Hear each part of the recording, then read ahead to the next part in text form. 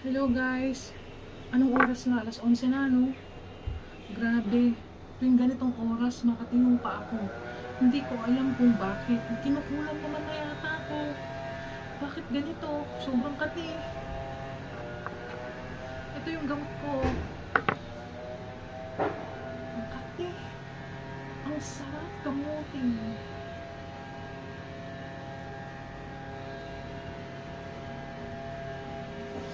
Ang kati-kati lang pa ako.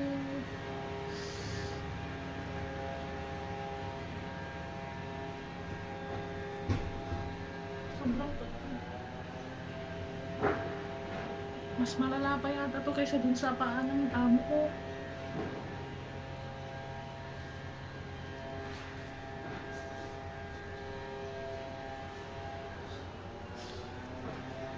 Hahanapin ko na yung dermatologist. Ang katinang pa ako. Sino nakakaalam? Baka nakulam ako. Ang kati. Naghahanap ako ng dermatologist today. Para ipa-doktor ko na. Diyos ko,